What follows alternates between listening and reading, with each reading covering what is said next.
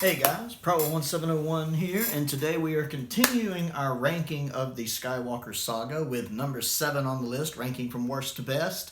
Number 9 on the list was Last Jedi, number 8 was Rise of Skywalker, and with number 7, we're finishing off the sequel trilogy with Episode 7, The Force Awakens. This is a movie that in and of itself I enjoyed. I watched it twice in theater and haven't seen it since, so it is a little hazy in my memory. But this is a movie that I liked more when it came out. The episodes 8 and 9 have retroactively hurt this movie to me because while episode 7 does kind of do its own thing, a lot of it is also setting up for future movies. And a lot of that setting up doesn't really pay off, or it pays off in a bad way, because Rian Johnson took a lot of episode 7, said, nope! Yeah, at the beginning of episode 8, when Luke takes when Luke takes the lightsaber and just goes, whoop! That was symbolic, I think, of Rian Johnson taking J.J. Abrams' ideas and going, nope! Get rid of that. And so a lot of the stuff in episode 7 doesn't pay off in episode 8 and gets crammed into episode 9, which made that movie way too huge, as we discussed in the Rise of Skywalker in review.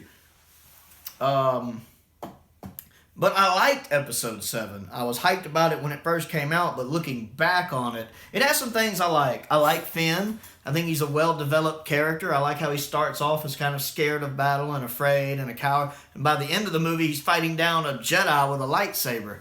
It's because he's trying to protect Rey. Unfortunately, in episode 8, he's back to being a coward, but that's another story. We won't go into that. At least until the end of it. He pretty much has the same arc in episode 8 that he has in episode 7. I don't understand why.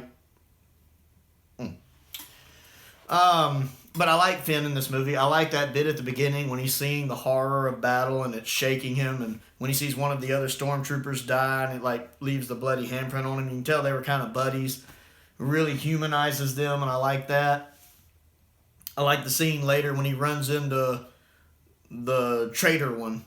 The one that's like, traitor! And he zips out the little thing. I don't know what you call that. But because that seems like a very personal battle between them, which I like, when they're fighting right there. That seems very, very personal. And that the stormtrooper, or whatever they call their First Order calls their troopers, seems like he has a personal grudge against Finn. I enjoyed that. The actors are all good in it. It's nice to see Harrison Ford back. It's good to see Carrie Fisher back. I would have liked to have seen more of R2. We don't get enough of R2, but he's kind of in that sleep mode. I like BB-8. I really do like BB-8 a lot. I was great to see BB-8 in the movie. He's a lot of fun. I like him across the whole trilogy. I'm just a big fan of BB-8. Hux is good in this movie. I really liked Hux in this movie. He's very much an extremist who believes in the cause he's part of. I didn't really like Kylo Ren. Kylo Ren to me has done better in 8 and 9, but I don't really like Kylo Ren in this movie. He's just emo, whiny. Rey's alright. I still think she's overpowered. Her learning how to do all this Force stuff so quickly, I think, is ridiculous. Not that Luke didn't catch on probably faster than he should have either, but she really catches on fast.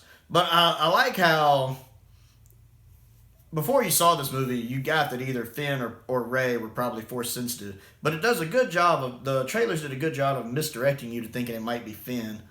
So seeing Finn fight with the lightsaber and then get beat, and seeing Rey call the saber to her hands is a really cool moment, saying, going, oh my goodness, it's her. It's her.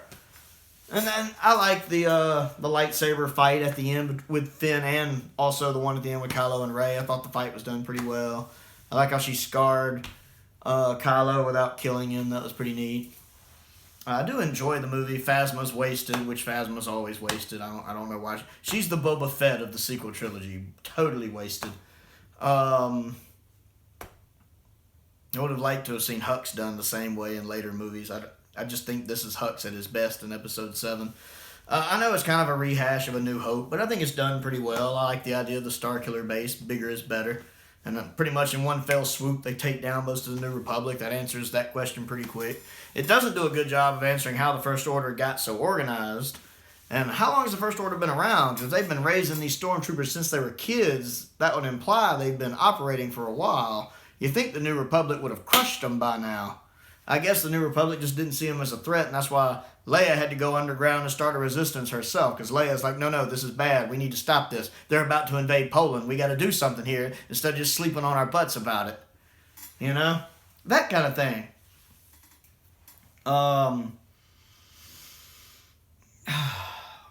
Han's death. I actually don't have an issue with Han's death. I think it's handled really well. That look on his face as he kind of pats Kylo's cheek as he falls. You know, he still obviously cares about his son. And the way he just kind of falls into the fog is pretty touching. I didn't have an issue with that because I thought it was done well. I have an issue with all three of the original trilogy characters dying like that. But right there at the beginning with Han, it didn't bother me. I thought it was touching. I thought it was well done. And I'm sure if there was anybody in the universe that was sitting there going, yes, when it happened, it was Harrison Ford. He was probably like... So, I like the movie. It is a good movie. It's just a movie that retroactively, Episode 8 and Episode 9 have made it less than when I first viewed it. Because it sets up a lot of things that I don't think pay off well. Just because the sequel trilogy as a whole is very unbalanced in the direction it wants to go. It's, like I've said before, it's like different people playing tug-of-war with it. Whereas the other two trilogies tell a more concise story, like with a very solid beginning, middle, and end in place, which I like. But for what it is, I do think this is the best movie of the sequel trilogy. And I think this is the only one that doesn't feel like some kind of course correction from something. It very much follows the original trilogy path, which I like. I love the practical effects. This is a very beautiful movie. As I've said about all three of the sequel movies, they look beautiful. J.J. Abrams makes beautiful movies that look good. Even his Star Trek movies look fantastic, which I actually like the '09 Star Trek. I didn't really care for Into Darkness as much, but they both look gorgeous. And I think the actors all do a good job. So, yeah, that really pretty much covers my thoughts on this movie, I think, that I can think of. I haven't watched it in so long. It's been over 4 years since I've seen it. So, but click the like button, click the subscribe button. Don't forget to check out my other channel, Another Sci-Fi Guy. I'm trying to build that one up now, where I talk about other sci-fi related stuff. Doctor Who, the new Doctor Who Season 26 box set should be coming in a few days. I'm looking forward to getting that. Sylvester McCoy's 7th Doctor. He's a good one. I've got a Star Trek ranking list I want to get up soon, much like I'm doing here. And most importantly, thank you for watching.